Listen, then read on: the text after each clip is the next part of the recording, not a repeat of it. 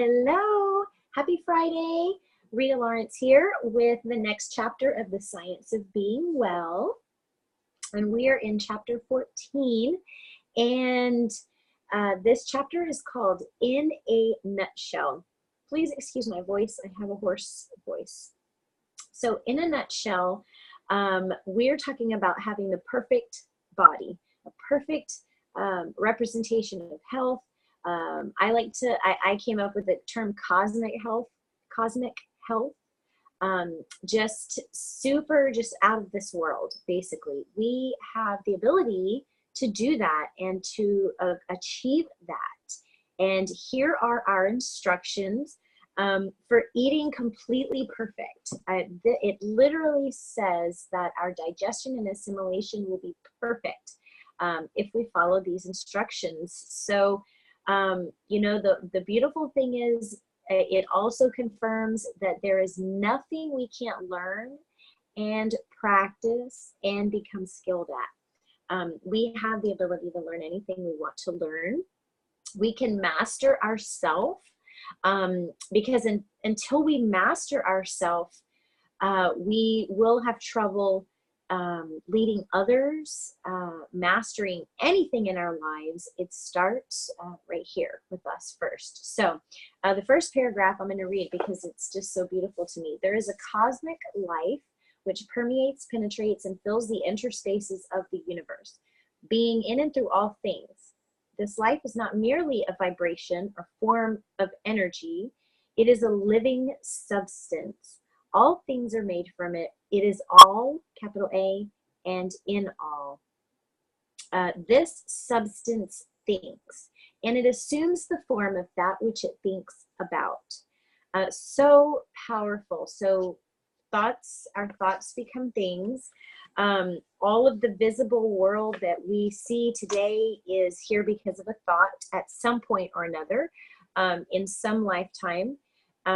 So our bodies are actually also a result of either our thoughts, go back and back and back into our DNA, not only ours, but it is a result of thought at some point. So the beautiful thing about that is we can think ourselves back to health, to the principle, to perfect health, with the principle of health that we have inside of us. So we have that option. We have the power to be what we want physically, in our well-being, mentally, spiritually.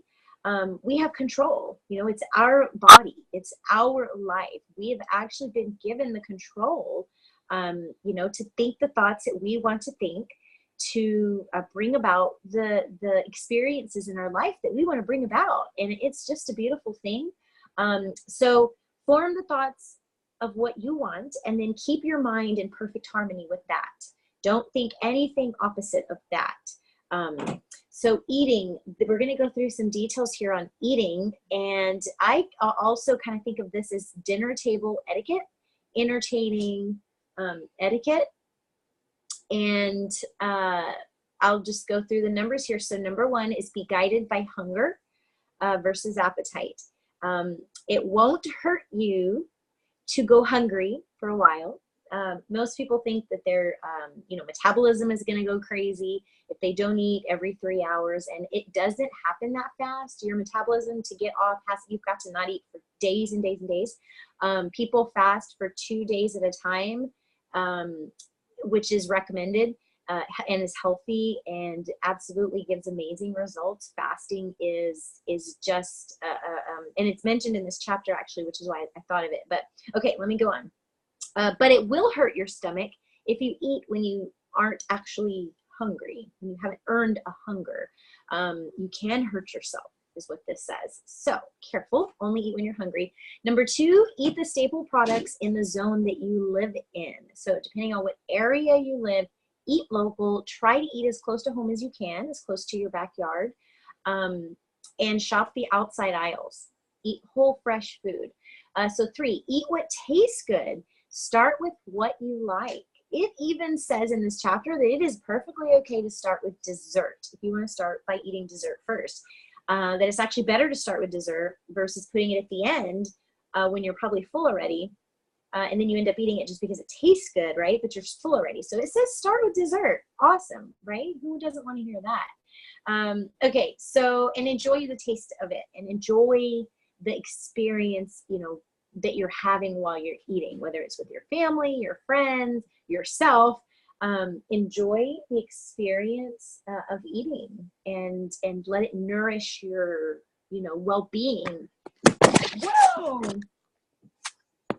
Not okay. Back to now. Sorry about that. So let it nourish, you know, let the food nourish your well-being also, as well as your, you know, physical health. Okay, so what's next? 4, chew cheerfully with enjoyment and confidence. So be enjoying your food. Eat with gladness, is what it says, was one of the instructions. Slowly, eat slowly, and don't bolt your food, don't eat quickly, and don't think of other things except the actual taste of the food was part of the instruction, that you don't think of a whole bunch of other things, especially things that can be stressful. Don't even go there during the time that you're eating. Keep your mind clear, keep your mind on the taste of the food, and reduce your food to a liquid before you swallow. So 5, how much to eat. It really instructs us to be guided by our inward intelligence, by that principle of health. So apparently it can tell us when our bodies need food. It's the principle of health that tells us we're hungry, that gives us those signals. And then what you want to do is you want to stop eating at the moment that you feel your hunger has abated. The moment you feel like, okay, I'm starting to feel full, you stop eating at that moment. And since I started doing this, I always have food left on my plate. It's really interesting. Eating beyond this point, you know, eating beyond that once you feel that hunger being filled, eating beyond that is eating to satisfy taste and appetite. And that's where you'll start to get into problems and trouble, is what this book says. So you'll also never overeat in this way, is what it says. So that's the perfectly healthy manner of eating. Perfectly healthy manner. Okay. It says not to talk a lot. I've already lost what number I'm at. Okay, so 6, don't talk about what you don't like. Only what you do like, and don't hurry or worry. You know, don't have a lot of stress going on while you're eating. That's number 6. And 7 is don't talk at all. It actually says to save the conversation till later. Interesting. So number 8, never criticize or object to anything. Instead, praise God and give thanks for everything at the table.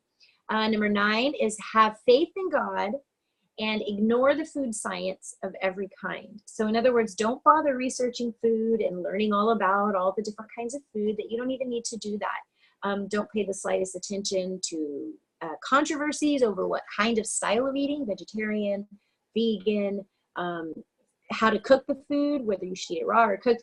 Don't even, it really instructs not to get into those controversies and just to focus on what you like to eat. Focus on what tastes good to you. And it says that if your food doesn't taste good, then what you want to do is fast until it tastes good again. That the plainest of foods should be tasty, should be delightful to eat. So interesting. Do not seek for luxuries. Again, the plainest of foods should be satisfying to our palates. Okay, 10, be guided by reason. You're going to need to really, really focus on being in self-control. Hey, girls, being in self-control and a self-directing person so that you can get yourself to where you need to be in your well-being. It says that you cannot even become a master of yourself ever until you learn the self-control and the self-direction, and what it's the principles that are taught right here in this book. So I'm excited to be doing this with you. It confirms there is a chemistry to our digestion, to the process of eating, to chewing, to everything, that there is a chemistry behind it all. There's a science to it. So the beauty of it is they break it down to where eating naturally is super simple. We can follow these few simple things. It literally says that we're going to take the anxiety away from having to think about too much stuff. So one of the big last instructions it gives here is let your watchword be perseverance. that you're going to need to persevere. When you fall into the old ways, again, these are habits that we're going to be changing, habits that you probably had for years. I know when I first started doing this, it was long time habits that I was addressing. So you're going to fall back into the old way. What you want to do is just start again right away. As soon as you catch yourself falling back, you're just like, okay, restart, and you go at it again. That's it. It says, if you follow the instruction in this book, you will be well. Yeah, okay. All right, so that is it. That was chapter 14 in a nutshell, and I look forward to seeing you next week for chapter 15 on breathing. Good stuff. All right, if you have any questions, please send me a private message, and we'll talk again soon. Bye.